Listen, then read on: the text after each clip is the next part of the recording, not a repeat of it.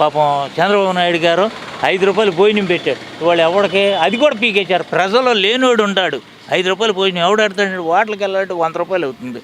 లేనోడు ఉంటాడు. పరిస్థితి ఏంటి?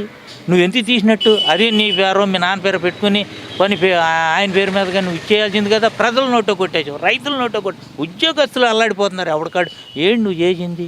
చంద్రబాబు గారి హయాంలో ఉన్నటువంటి G+3లు కానివ్వండి అందరికీ ఇవ్వడం జరిగిందా, లేకపోతే ఇప్పుడు జగన్ గారి హయాంలో ఇప్పుడు ప్రతి ఒక్కరికి ఇళ్ల పట్టాలు ఇస్తున్నారు, ప్రతి ఒక్కరికి ఇళ్ల పట్టాలు ఇచ్చి ఇల్లు కట్టుకునేందుకు వీలుగా రుణాలు లేకుండా అదే వడ్డీ లేకుండా రుణాలు కూడా ఇస్తున్నారు, అది జరుగుతుందంట? ఏమీ లేదన్న, అంతా దొంగలు దోపిడండి. దొంగలు దోపిళ్ళే. బ్యాంకులోకి వెళ్తే ఇవి అంటారు 33 లాలు సాగు దిగుతారు బ్యాంకులోకి వెళ్ళి.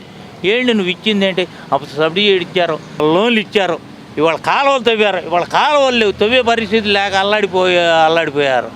ఏంటి పట్టించుకునేది? అదేవిధంగా చూసుకుంటే పోలవరం ప్రాజెక్టు కన్నా కంప్లీట్ అయ్యి ఉంటే మీలాంటి రైతులకు మూడో పంటకు నీళ్ళు వచ్చాయి బాబాయ్. 70% పైగా పోలవరం ప్రాజెక్టు చంద్రబాబు గారి హయాంలో కంప్లీట్ అయిపోతే ఉన్న 30% 3% కూడా కంప్లీట్ చేయట్లేదు. పోలవరం కింద 2 మంత్రులు పనిచేశారు. ఒకళ్ళు వచ్చేసరికి అనిల్ కుమార్ యాదవ్ గారు, ఇప్పుడేమో అంబటి రాంబాబు గారు పనిచేస్తున్నారు. దాని మీద మీరేమంటారు? ఏమండి, ఇప్పుడు పోలవరం అయ్యి ఉండేటైతే మాకు క్లియర్గా నీళ్ళు అందాయి, పంపులు పెట్టారు, అవి కూడా ఇచ్చేయాల. మొన్న నానా ఇబ్బందులు పడ్డాం. కలుపులు చూడండి ఏ రకంగా వదిలేశారు. పంటలు చూపిస్తాను నేను తీసుకెళ్ళి. ఏం పనులు? చక్కగా నీరు ఇవ్వాలి కదా. రైతు అంటే ఏంటి? రైతు బాగుంటేనే కదా ఎవడమైనాను. రైతు కళ్ళం నీళ్లు పెట్టేస్తున్నాడు. మొన్న వర్షాలు పడేదాలకి ధాన్యం కొనక మిల్లోళ్ళు ఒక రకంగా కేజీలు తీసేయను, రేట్లు తగ్గోసేయను, ఒక రకంగా పెట్టలే. నేను మిల్లుకు తోలుతున్నాను, తోలుకోండి ఆన్లైన్ నాది 1 వారం రోజులు పట్టింది. మిల్లులో వదిలిపెట్టేసా, ట్రాక్టర్ వదిలిపెట్టేసా. ఏం చెప్పుకోను?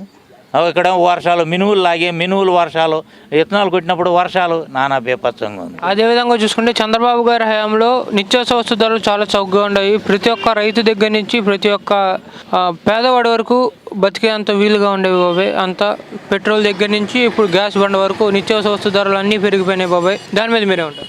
ఏమండి అనకూడదు కానీ చంద్రబాబు నాయుడు గారు ఉండగా ప్రతి వస్తువు కూడా అన్నీ సౌకర్యంగా ఉన్నాయండి. ఇవాళ 500కి 5 కాదు 1000 రూపాయలు తీసుకెళ్ళిన సాలతల్లా అన్నీ పెరిగిపోయేదాలకి ఏమైపోతాం? మధ్య తరగతి కరెంటు బిల్లు 4-4.5 కడితే ఏంటి ఇట్ట వస్తుందంటే మీటర్ చూసుకోమంటున్నారు. మరి తీసుకెళ్ళి కడుతున్నాం సచ్చినట్టు.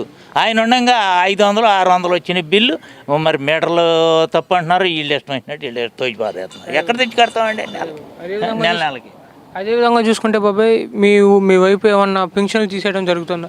కొంతమందికి ఇస్తున్నారు, కొంతమందికి ఇవ్వట్లేదు. సంక్షేమ పథకాలు అందరికీ అందుతున్నాయి, ఎవడికి అందుతుల్లా చెప్పడం వరకేనండి. అదేవిధంగా ఇప్పుడు చూసుకుంటే పవన్ కళ్యాణ్ గారు చంద్రబాబు గారు కలిసి పోటీ చేస్తున్నారు బాబాయ్. దాని మీద మీరే ఉంటారు? ఈ ఇద్దరు శుభ్రంగా చేసుకుంటే అందరికీ మంచిదేనండి. ఇవాళ ఏ క్లాస్ అండి చంద్రబాబు నాయుడు అన్నానని కాదు, ఆయన నెంబర్ 1, ఈయన కూడా కలుతాను అంటున్నాడు కాబట్టి చేసుకోవచ్చు. శుభ్రంగా ప్రజలందరికీ కావాల్సింది ఒక న్యాయం, ఇబ్బంది పడకూడదు. అదేవిధంగా చూసుకుంటే మన రాష్ట్రంలో మంత్రులు ఎమ్మెల్యేలు ఎలా పనిచేస్తున్నారండి? కృష్ణప్రసాద్ నెంబర్ 1, వాళ్ళ నాన్నగారు ఉండగా ఇసుక కానీ అన్నీ కూడా శుభ్రంగా అందిని. అది కాదు బాబాయ్, మన వైసీపీలో సంబంధించినటువంటి ఎమ్మెల్యేలు మంత్రులు ఏమీ లేదు. ఇసుక కూడా దొరకట్లా. ఇప్పుడు మాకు అన్నీ ఇప్పుడు మరమ్మతులు చేసుకోవాలంటే ఈ కట్టాలి, ట్యాక్సులు కట్టాలి, అవి కట్టాలి అన్నారు. అదేవిధంగా మీ ఊర్లో మెయిన్గా ప్రధాన సమస్యలు ఏమంటారు? డ్రైనేజీలు ఏమి లేవండి. రోడ్లు కానీ మొన్న వేసారండి. ఇదే అంత ముందల నుంచి అసలు మరీ గోతులు బళ్ళన్నీ ఇరిగిపోవడం పడిపోవడం నానా బేపత్సం కొట్టి మొన్న వేసారు రోడ్డు ఇది. అదేవిధంగా ఎవరికి మొగ్గు చూపే అవకాశం ఉందంటారు వచ్చే ఎన్నికల్లో? తెలుగుదేశమే వస్తుందండి. ఆయన చేశాడు, అందరూ కూడా ఆయనకి చెయ్యాలని పట్టుదల కలిగింది.